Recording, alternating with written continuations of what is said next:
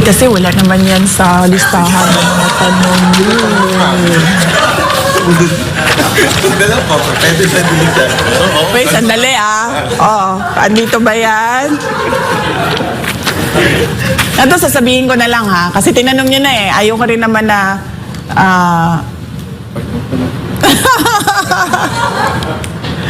may ni-recruit ako. Hanggang dyan lang Hanggang dyan lang ang sasabihin ko. Ni-recruit ko siya last year pa. Kaso, wag na muna natin yan pag-usapan. Protektahan natin yung tao hanggang sa makapag-desisyon siya kung anong gagawin niya sa karera niya. Maganda yan. Sa mga kababayan natin na dumadaan sa hirap, kung ano man yon, sa personal man, sa trabaho man, o yung hirap ninyo sa politika o sa mga dinadaanan ng bayan natin, magtiwala kayo sa Diyos.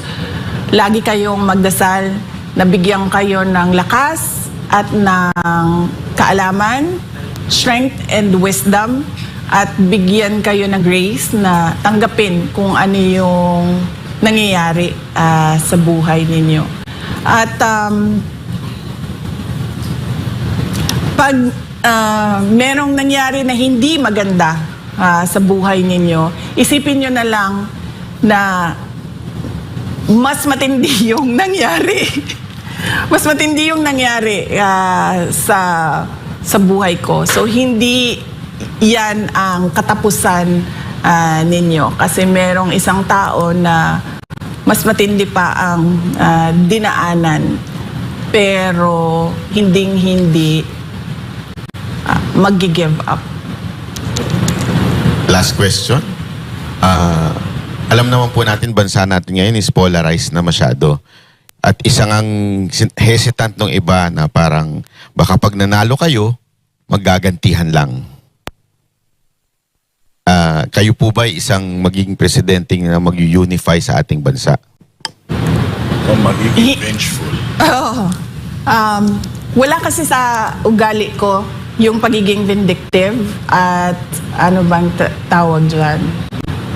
Yung gumaganti.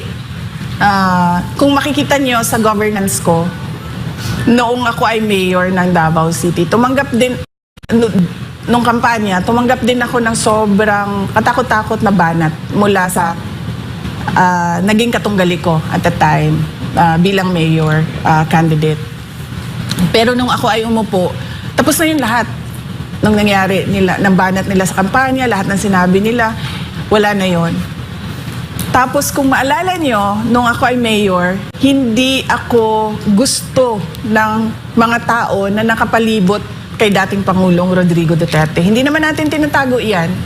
Diba? Nahirapan nga ako magpa-approve ng city administrator ko noon. Kasi kinokontra talaga nila ako. Pero hindi ko naman sila binalikan. Ang dami nilang pahirap na ginawa sa akin. Pero pinabayaan ko lang na para bang, sige, yan yung gusto nyong gawin, gawin nyo lang. So, wala sa history ko sa history ng trabaho ko ang gumaganti. Kung nakita nyo sa Office of the Vice President, pag upo ko dyan, karamihan dyan ay mga appointees ni Vice President Leni Robredo. Pero hindi ko sila pinaalis. Hindi ko sila sinabihan na papalitan namin kayo ng mga tao namin na pwede naman namin gawin dahil yung mga hindi permanent positions ay wala naman security of tenure yon. So sinabi ko, pabayaan nyo sila. Kung gusto nilang tumuloy, welcome sila na magtrabaho sa Office of the Vice President. Kung ayaw na nila, dahil ayaw nila ako, then welcome din silang mag-resign. So wala kaming pinaalis dyan. Noong ako ay umupo, wala akong, hindi ko siniraan si dating Vice President Leni Robredo sa mga ginawa niya bilang Vice President. In fact, gusto nga sana namin yung mga legacy ng mga nakaraan ng mga vice president ay malaman ng mga tao kung ano yung mga accomplishments nila at mga ginawa nila. Hindi ko, wala sa ugali ko yon sa pagtatrabaho. Pero ito lang ang sasabihin ko. Hindi pwede na walang managot. Yung nire-recruit ko na vice president, siya ang magpapanagot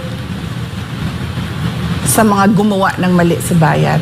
Para ako, nakatutok ako sa trabaho ng presidente. Mukhang, naging bala ko doon Mukhang may clue tayo May clue ka? Oo, mukhang alam ko na. Oh, pero alam mo kung naniniwala ako na mananalo si VP bilang presidente. Kasi marami ng revelations kay Pastor na maraming beses actually mas maraming beses daw niyang napanaginipan na si VP magiging presidente kesa kay PRRD. So again, VP, salamat po sa inyong pagpaunlak sa aming imbitasyon and it's a great honor and opportunity Salamat na alam namin hindi kayo nagpapa-interview pero nagtiwala kayo sa Vox Populi and sa Banateros. So thank you very much, madam. And